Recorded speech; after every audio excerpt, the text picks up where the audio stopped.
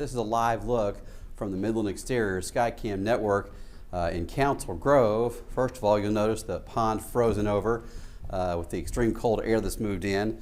Second of all, there is light snow falling. This isn't the heavy snow yet. This is more just snow flurries. And as the evening goes on, the snow will become more heavy and will accumulate and make for some messy roadways. Next couple of hours shouldn't be a major problem.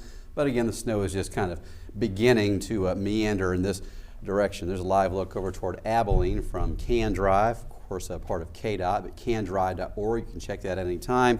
And as I restart that camera, you can also see some light snow beginning to fall there. That's on I-70 near exit 275. So again, not heavy yet, not covering the roads, but it will not be all that long, a few hours now before we start to get into some problems. The wind chill is already here, and this is what we had talked about with this system, was the extreme wind chill would already arrive well before the snow, so that has played out. It already feels like 10 below zero in Topeka, 16 below zero in Concordia right now, so for any of the kids that are getting on the bus to come home to the bus stop, get them inside as quick as you can. You don't want the kiddos running around outside very long in minus 10 to minus 16 wind chill, but that's what we have right now. Again, that's not a forecast or a might happen or something. That's how cold it is outside right now. So if the kiddos are coming home in the bus, just make sure to get them in as quick as you can, get them warmed up after this cold day. Here's a look at downtown Topeka, also from the Midland Exterior Skycam network, and I see a few birds flying around there. I don't see any snow flurries just yet downtown, but it will get here in a few hours. Temperatures currently are in the single digits. The wind chill is worse. Now here's the radar, our Prairie Band Casino and Resort live storm tracker, and we're seeing snow flurries around Emporia. The snow's a little heavier just south of Abilene and near the Enterprise area. Council Grove, just showed you the camera there. Snow flurries a little heavier to the west around Whiting. It looks like the snow might be a little heavier at this point. And then zooming out, the storm is really maturing. This is just the very beginning of it. The cold air has already moved in, but the moisture and the support to create the heavier precipitation is really just developing. You can see down in Texas near Lubbock, this is part of the ice storm starting to get going, and you can also just really see there's more widespread precipitation down to the south as the energy of this thing really gets closer. And as that exits out of Texas and Oklahoma, we'll see it become more widespread and heavier up here as well. Checking out the radar closer, this is just something that I asked the Weather Service about a few minutes ago. Is this streak? Look at that, it's like a laser shooting off to the east-southeast. The radar itself is near Alma, right about there, and something is wrong with the radar. I don't know what it is, but if you're checking out the WIBW weather app or anything else, it's a malfunction of some sort, unless somebody's built a silo or something that's blocking the beam. But there's also, if you look at the radar from Jackson, Mississippi, they set up a water tower that blocks part of the radar beam.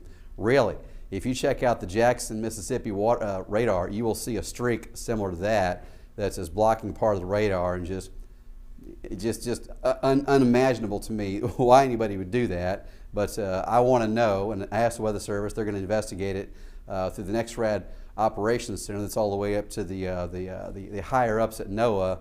I want to know right away what in the world is causing that streak coming off the radar, because I use that thing every day to keep you informed of what's up. So I will be harassing them repeatedly and nicely to find out what that is. But it's not, aliens or whatever other conspiracy somebody comes up with. But I'm going to find out what it is as soon as I possibly can. It may just be something that's malfunctioned from wear and tear over the years. I don't know. If you check out the radar and see that streak, don't be fearful. Just be mindful. And if you don't get an answer, hit me and say, hey, what's up with that? Did you find out yet? Because we need to know. All right, and it's because we want to know what's on the radar in case you have rotation downstream from that. This evening, of course, the basketball games are being played earlier today because of the snow. And if you have to be on the roads this evening for any reason, things are going to freeze over. By 9 o'clock, we will see pretty widespread snow covering some of those roadways. So if you have to travel this evening, it's going to be a mess in many spots across the state. You can see on Supercast down to the south from Wichita to Oklahoma City, that snow is coming down heavier already by 10 p.m., but certainly it could be accumulating in our area as well. The snow goes on and off much of the night. Here's midnight, and those are wind chill values -10 to -20. Could be easily -20 at times. Through the late night hours, we continue with the wind chill way below zero. 9 a.m. tomorrow, still snowing. Areas like Marysville, Concordia, the snow starts to taper off, at least on the model by then. As we get through tomorrow afternoon, the snow continues here, and this will be snow that's is going to come down in different forms. You know, it shouldn't be the pretty dendrites you see on Christmas cards. You're going to see all kinds of different shaped snowflakes. A trick I like to play for fun is, you know, you have to weigh this down, but if you have a black trash bag or a black fabric of any sort, lay it outside and make sure you weigh it down, and check out, you know, on black, use black because you can see see it better. But look at the shape of the snowflakes that land on what you use. I'm gonna use a trash bag. Is what I always use because it's smooth, and then the snowflakes can lay on there easier to see. But if you get in and look really close at them, and I'll use the iPhone and take a picture and zoom in even closer, look at them. But it's going to be amazing tomorrow, the shape of some of these funky snowflakes that come down. They won't all be these pretty dendrites like Christmas cards. There'll be some really wild shapes. So tomorrow afternoon, Supercast actually shows kind of a break in the snow. That may or may not happen, but we may see a break for a couple of hours where it's not snowing. Then a second burst of energy comes in, and this one's heavier than the first one. If we do see some spots that go to that 10 or 12 inch amount of snow, it's going to happen with this second burst that really kind of fills it in. But notice we had that break in the afternoon on Saturday, and that by Sunday morning, it never really comes back up to Topeka. Emporia maybe, Marysville no. So a lot of the snow we see, this 3-4 inches, the first round, will be on the ground already by the afternoon tomorrow. If we start going higher numbers, it'll be because we see a second batch coming in to northeast Kansas. So we're high certainty of getting this first batch of snow. So here's some of these totals. There's midnight tonight. We're getting about 1 inch on the ground from Manhattan, Council Grove, Topeka, probably 1 inch by then as well. By 7 a.m. tomorrow, we got a widespread batch of 1 inch to 3 inches of snow. Now this line I have in red here is where I think we could have these higher values that are more possible. So if we see those big numbers, these double digits or something like that, it'll be south of that red line most likely. But by 7 a.m. tomorrow, already a mess to get around. Now, an inch or two of snow if the temperature is 30, 40, 32 degrees is one thing, okay? So an inch or two of snow on 32 degrees can be kind of slushy, you can kind of get around on it. An inch or two of snow when the temperature is 0 or 5 degrees, that's a totally different thing because it all sticks, it becomes hard packed very quickly. The road crews have a very hard time clearing that off, especially when it's still falling. So keep in mind that these numbers don't look scary as 1 inch to 3 by 7 a.m., but I'm telling you, if you try driving around on this tomorrow morning, it will not be fun. Once you get stuck, if you do, you've got a wind chill of 10 to 20 below zero to get out and try to dig your car out. You don't want to deal with that. So if you don't have to be on the roads tomorrow morning, I wouldn't. 4 p.m. tomorrow, this is high confidence of seeing this widespread 3 to 5 inches of snow by 4 p.m. tomorrow, okay?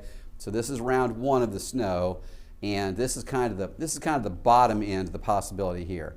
The higher ends, do we go 8, do we go 12 in some spots? That really depends on if we get that second burst that comes in tomorrow evening and tomorrow night. But certainly by 4 p.m. tomorrow, just about 25 hours from now, I'm not sure what time it is. No clock anywhere in here. I can't see a clock anywhere in here for some reason. But there's no, I have my 24 hours and 40 minutes or so from now, we'll be looking at 3 to 5 inches of snow. And then as we go through tomorrow evening, we'll see if it continues to pile on or not. What is it? It's off. Even that one's off. Are you messing with me? 309. 309. See, I think Mitchell's trolling me over here. It's the younger generation of the thing. All right, so here's what we have for possible snow. This is if we get that bigger amount that comes in on Sunday night as well, or Saturday night as well, as we start to get these areas to Emporia, Burlington at this 8 or 10. The chance Topeka getting an 8 or a 10 is low, very low. The farther north you go, the numbers are going to be lower. But these areas in purple, certainly if that second round of snow comes in and does what it could do, then that's where the potential of the bigger numbers come in. Make sure you have the WIBW weather app if you don't already. As we get through tornado season, it'll be even more important so we can get updates out to you and let you know what's going on. Sometimes we get tornado watches and those kind of things that go on for hours and hours. We can let you know where stuff's developing, give you a heads up that something is getting more serious even before the warnings start to get issued, and give you more of a heads up. We try to do that as much as we can. All right, in this extreme cold, even if it doesn't snow very much, which it is going to snow quite a bit, but make sure you're protecting your pets. Fido needs fresh water. The penguin's fine. They don't mind this kind of weather. But in Antarctica, it's also summer, and that's where they are, of course, from the wrong hemisphere for the penguins. But make sure the dogs have got a dry blanket, straw, cats too, Wookie, whatever pet you have has to be outside. Make sure they are protected. Access to unfrozen water. The water's going to freeze very quickly with this kind of temperature. Give them bigger meal sizes. Bring them inside if possible. A lot of people bring the pets in, if they have an outdoor dog or cat, they bring them in just a couple of times a year when it's really cold. So go ahead and look them in the eye, think about how cold it is outside, and make this one of those couple times a year where you do it, because the wind chill right now is already minus 16 in Concordia. We don't see minus 16 as a wind chill more than maybe 3 times a year, so this is the coldest weather we're probably going to see. The winter storm warning continues from this evening all the way through Saturday night. All these areas in pink are officially in winter storm warning, with the Weather Service officially saying 4 to 8 inches of snow in those areas, mentioning up to 10 in some spots. Wind chill as cold as minus 20.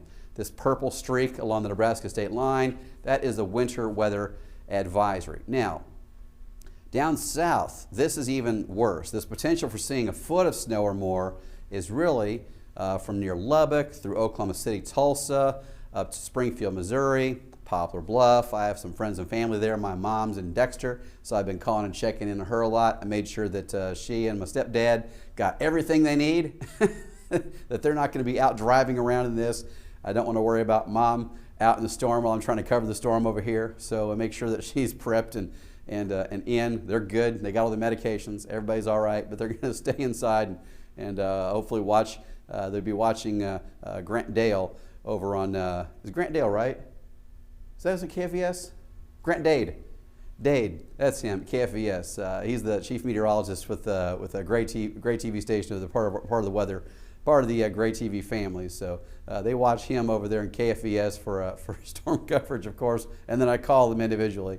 But this is an ice or more of sleet and ice glaze. The ice glaze is where you have the raindrops come down as liquid and then freeze after they make contact. Sleet pellets are where it comes down and freezes into an ice ball before it hits the ground, and that's hard to drive on, but it's not terrible. If it comes down as a glaze, if it comes down as water and then freezes after making contact, that's when you get that glaze, that clear coating of ice on things that makes driving almost impossible at times, and it creates a lot of weight on tree branches, power lines, and that's what causes power outages. If we get an area this big, and I only put on there areas that are at least an inch or more showing up on the computer model of ice glaze. There are areas of a ½ inch that go out farther. I just put in the worst of it. That's a very big area for that. There's also some of that in Georgia, up into North Carolina, and even into Virginia. So that could be an absolute disaster for some very big areas. So we have first alert weather day today. And for tomorrow, we'll have the snow really settling in later this evening and tonight. 3-4 inches, likely by 4 p.m. tomorrow for most of us. Another burst of snow is possible tomorrow night. If the second burst comes in tomorrow night and Sunday morning, that's where we start to get some of the bigger numbers. Either way, the temperature is extremely cold. Check out Monday morning. That's a low of -7, and the wind chill Monday morning easily 10 below 0 or worse. I'll see you on 13 News at 4.